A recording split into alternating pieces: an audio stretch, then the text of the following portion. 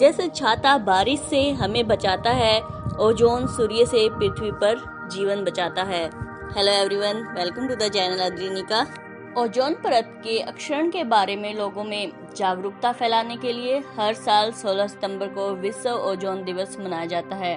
अब की बार 2022 अंतर्राष्ट्रीय दिवस का विषय है पृथ्वी पर जीवन की रक्षा करने वाला वैश्विक सहयोग, global cooperation protecting life on earth. आइए ओजोन दिवस पर आज हम इसके बारे में कुछ जानें। ओजोन परत को समझने के लिए वातावरण की विभिन्न परतों को जानना पहले बहुत ही जरूरी है। पृथ्वी का वायुमंडल कई परतों से बना है, जिसमें से प्रत्येक एक महत्वपूर्ण भूमिका निभाता है। पृथ्वी की सतह से लगभग 10 किलोमीटर ऊपर की ओर फैली पहली परत अक्षोभ मंडल है, यानी ट्रोपोस्फियर। इस क्षेत्र के भीतर बहुत सारी मानवीय गतिविधियां जैसे गैस के गुब्बारे, पहाड़ पर चढ़ना और छोटे विमानों की उड़ानें होती हैं। वायुमंडलीय घटनाएं जैसे बादल, आंधी एवं वर्षा इसी मंडल में होती है। इस मंडल को संवहन मंडल भी कहते हैं, क्योंकि संवहन धाराएं इसी मंडल की सीमा तक सीमित होती हैं। इस मंडल को अधोमंडल भी कहते हैं।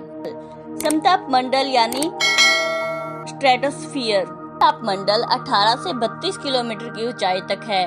इसमें तापमान समान रहता है। समताप मंडल की मोटाई ध्रुवों पर सबसे अधिक होती है और कभी-कभी विषुवत रेखा पर इसका लोप हो जाता है।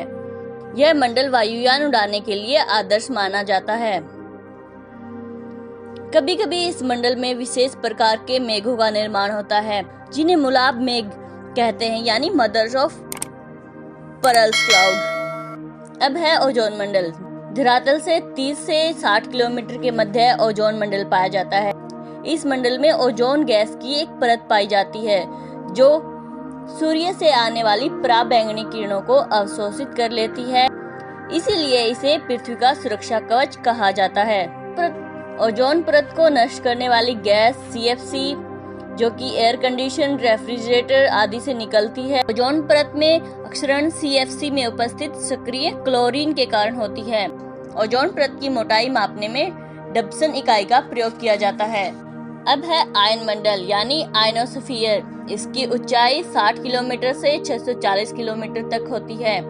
यह भाग कम वायुदाब तथा पराबैंगनी किरणों द्वारा आयनीकृत होता रहता है।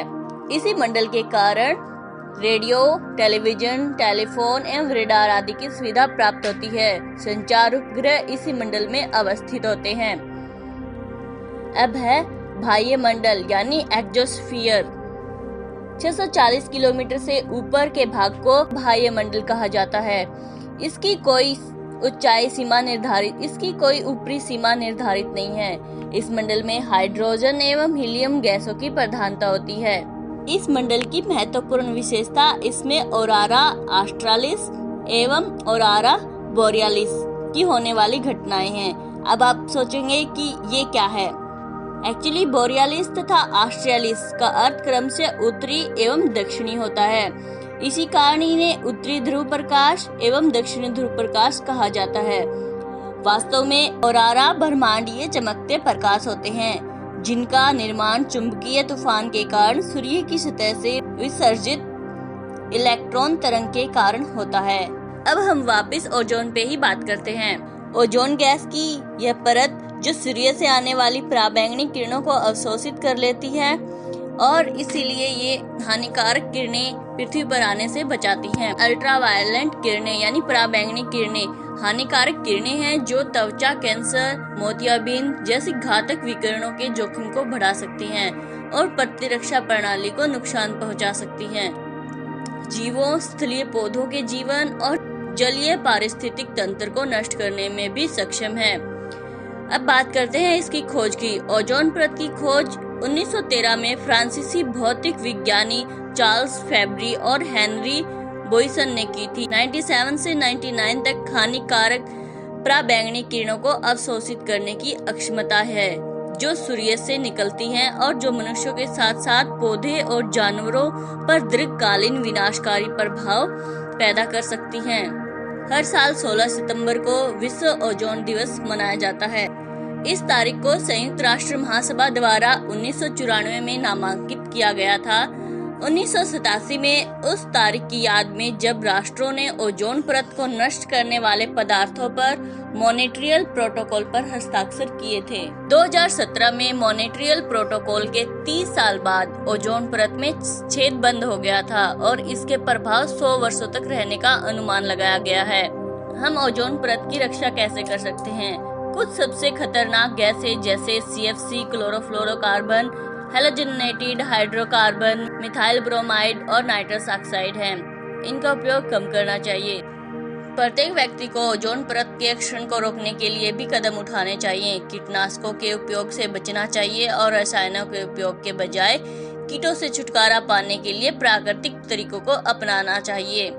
वाहन बड़ी मात्रा में ग्रीन हाउस गैसेस का उत्सर्जन करते हैं, जो कि ग्लोबल वार्मिंग के साथ साथ ओजोन रिक्तीकरण का भी कारण बनते हैं। इसलिए जितना हो सके वाहनों का प्रयोग कम से कम करना चाहिए। अधिकांश सफाई उत्पादों में ऐसे रसायन होते हैं जो ओजोन परत को प्रभावित करते हैं। इन्हें हमें पर्यावरण के अनुकूल उत्पादों में बदलना चाहिए। एयर कंडीशन का रखरखाव रखना चाहिए, क्योंकि इसकी खराबी के कारण CFC वातावरण में पलायन कर सकती है। वे रासायनिक पदार्थ जो पृथ्वी की सुरक्षात्मक ओजोन परत के ह्रास के लिए उत्तरदायी हैं, ओजोन अक्षयकारी पदार्थ यानी ओजोन डिप्लेशन सोर्सेस कहलाते हैं। उदाहरण halogen, chlorofluorocarbon, hydrofluorocarbon, carbon tetrachloride. Basically ozone परत ऑक्सीजन के 3 अणुओं से मिलकर बनी है और जब हैलोजन, क्लोरोफ्लोरोकार्बन और हाइड्रोजन वगैरह के कण इनसे मिल जाते हैं तो ये ओजोन परत रासायनिक यौगिकों का ह्रास करते हैं और ओजोन की कमी का कारण बनते हैं। वीडियो के लास्ट में हम यही कहेंगे कि earth without the ozone layer is like a house without a roof. Please save the ozone layer. Thank you for watching.